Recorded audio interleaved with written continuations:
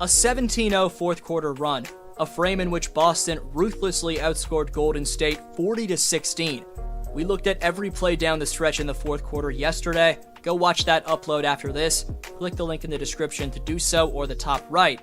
That video covers the heroic efforts from Jaylen Brown and Derek White, which the comeback wouldn't have been possible without.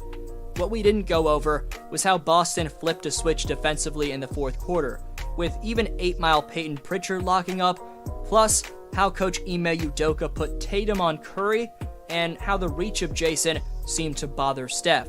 Boston's mid-game adjustments, Jason Tatum setting the all-time record for the most assists in a finals debut, Marcus Smart setting the tone with his shot-making plus leadership, and most importantly, Big Al Horford's versatility to beat Kevon Looney up in transition and make the most threes from a player ever in their finals debut were winning factors that greatly contributed to Game 1's blistering fourth quarter as well. The Boston Celtics owned the Warriors when it mattered most, so was it a statement win, or was it like Draymond said, and Golden State shouldn't be worried? Before continuing, only 10.8% of you watching right now are subscribed, so if you haven't already, please subscribe and hit the bell so you don't miss a single upload. Also, please drop a thumbs up. It takes a few seconds, makes a massive difference in YouTube's algorithm. You can follow me on Instagram and Twitter at DFlowHoops, and I'll follow you back. Link is down below in the description for those two platforms. The University of California Berkeley product in Jaylen Brown is currently making a name for himself on the biggest stage, but given how he torched my Raptors in the bubble a few years ago, from my standpoint, I've known this man to be an assassin on the court for several years now. Proving himself as one of the clutchest players in today's game, Brown's leading the playoffs in fourth quarter points. He's shooting 10.6% better from the field than the rest of the top 10 fourth quarter scorers. And Jaylen's also shooting 25.6% better from three in that final frame than any other player. When JB scored or assisted on damn near every bucket to kick off the last quarter in Game 1 of 2022's finals, the basketball world learned how lethal of an offensive threat he truly is. It's enough hating on the man for his ball handling, as while that can improve, Brown's got a lethal combination of Tracy McGrady-esque perimeter shooting and LeBron James-esque athleticism, which he needs to be praised for before haters start talking about his handle. When Jaylen's cooking, there's about nothing any defender can do about it. In terms of the C's other top player, despite missing 14 of his 17 field goals, Jason Tatum not only had a career-high 13 assists, but he had 19 potential assists and accounted for 47 points. On the other end, he guarded 82 partial possessions, letting up just 10 points on 3 for 10 shooting, and he also forced 2 turnovers. For everyone who's saying the Celtics role players aren't going to shoot like they did again, and the Game 1 result was just a fluke, you're forgetting Jason's going to have a much better performance on Sunday, and also a typical top role player in Grant Williams can also play a lot better.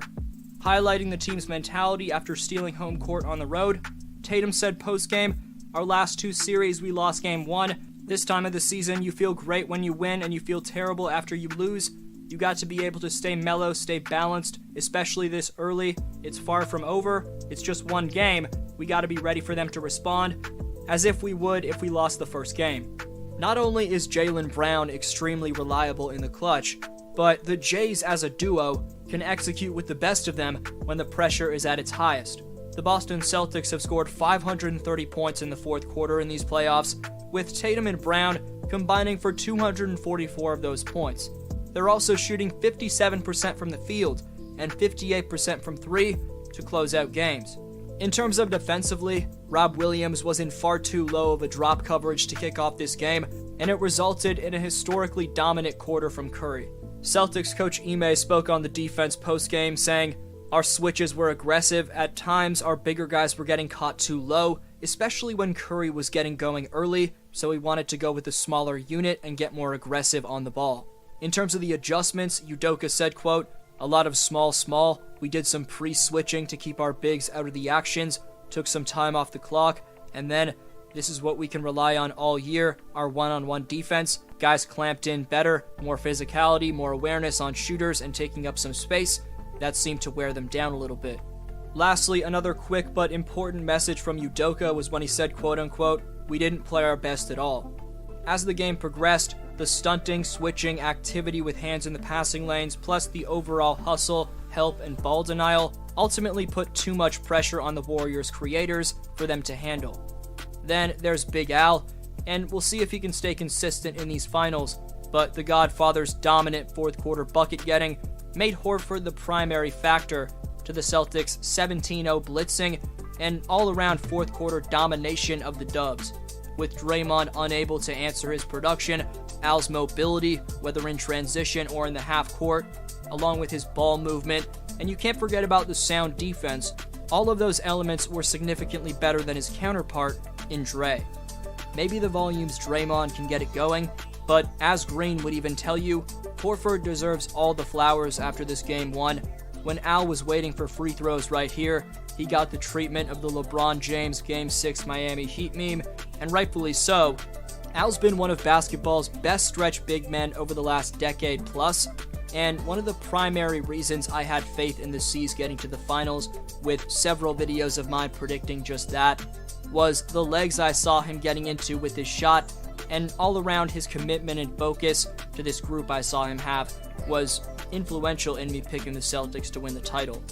Horford has such an elusive yet easily repeatable and extremely high release point on his jumper, and when he's got the rhythm, grip, backspin, not to mention a wide open look, that shot's going to fall more often than not. I can't stress to you enough how Horford's prolific spacing at the 5 spot means everything to this Celtics team. It's amazing all it took GM Brad Stevens to make Al a second-time Celtic was trading Kemba Walker and a few draft picks to Oklahoma Tank City.